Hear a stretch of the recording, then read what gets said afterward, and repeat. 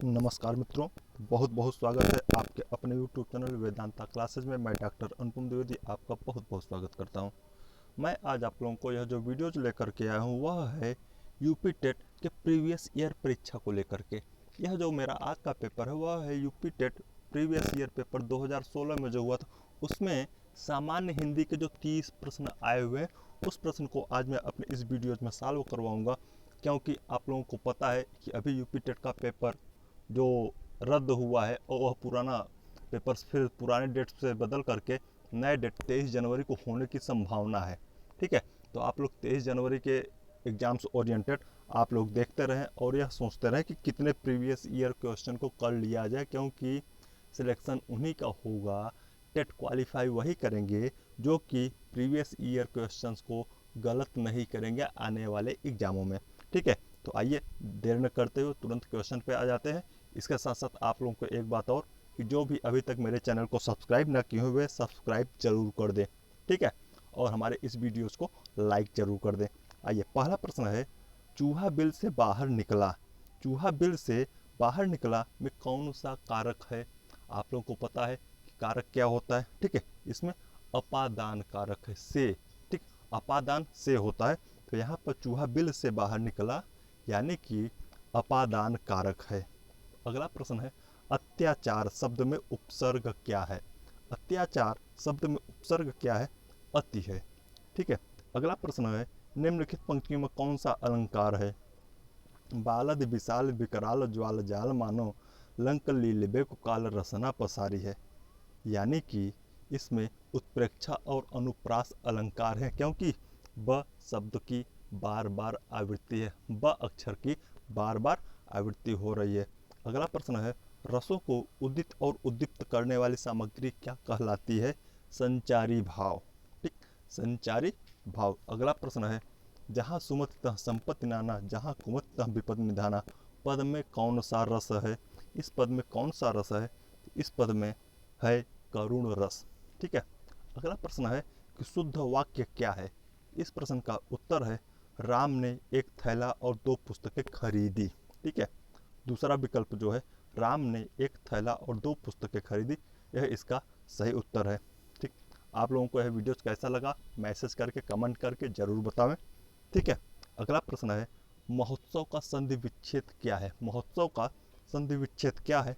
महाधन उत्सव। ठीक है, विकल्प 1 सही है। अगला प्रश्न है 38, चौमासा में कौन सा समास है? चौमासा में कौन सा समास है? तो चौमासा में जो समास है वह है द्विगु समास। ठीक है, जब भी एक अंक गणितीय शब्द हो तो उसमें द्विगु समास होता है। ठीक है, अगला प्रश्न है 39 कि भाषा शिक्षक में होना आवश्यक नहीं है। कौन सा भाषा शिक्षक में होना आवश्यक नहीं है?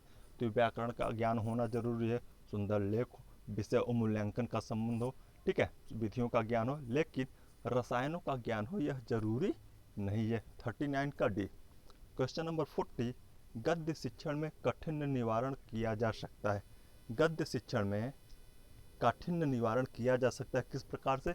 उस कठिनता को कैसे सरल बनाया जा सकता है? चित्र दिखाकर, वस्तु को प्रत्यक्ष दिखाकर, मॉडल दिखाकर, उपर्युक्त सभी। इसका विकल्प होगा उपर्युक्त सभी। ठीक, क्वेश्चन नंबर 41, प्राथमिक स्तर पर कविता शिक्षण उपयोगी नहीं होगा। कविता शिक्षण उपयोगी प्राथमिक स्तर पर नहीं होगा। कब उपयोगी नहीं होगा?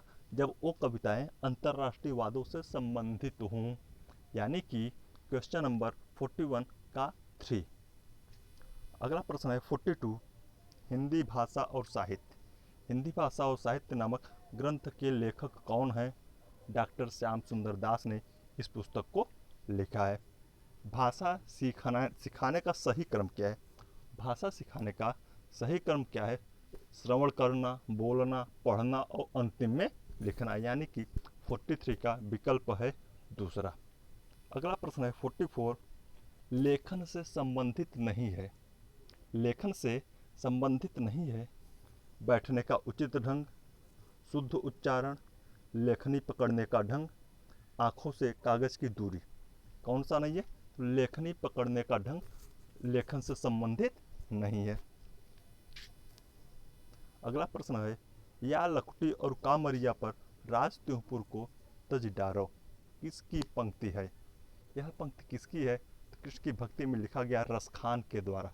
ठीक, रसखान के द्वारा लिखा गया यह पंक्ति है। यह पंक्ति है रसखान का। 45 का 3। 46 उपन्यास एवं विवेच्य विषय वस्तु की दृष्टि से असंगत युग्म कौन सा है?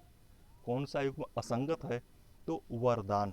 रजवाड़ों की दासियों की समस्याओं पर यह असंगत युग्म है। ठीक है।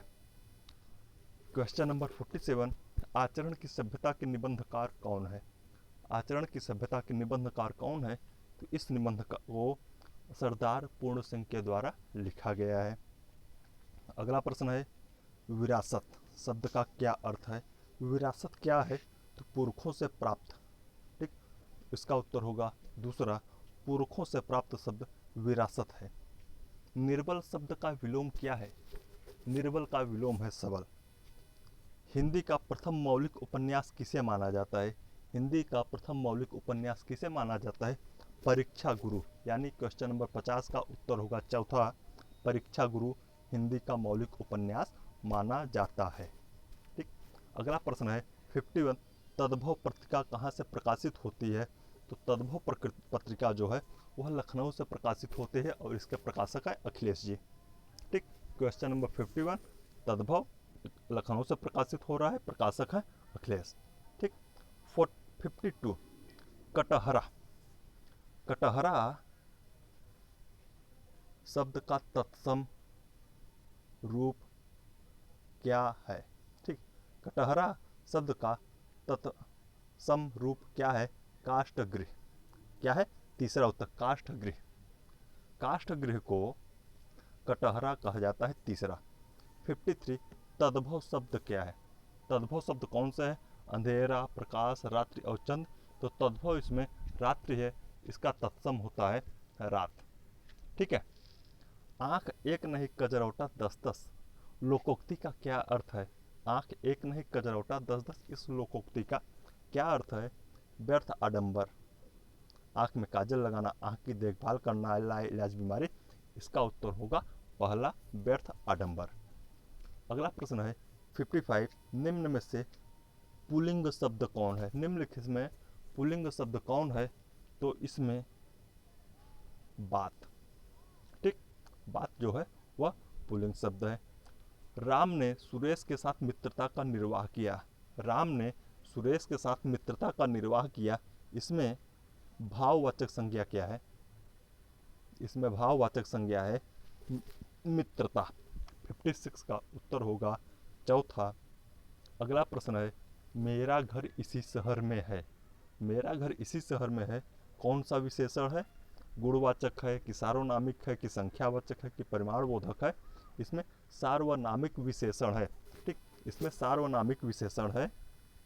57 का उत्तर होगा 2, सार्वनामिक विशेषण। मेरा घर इसी शहर में है।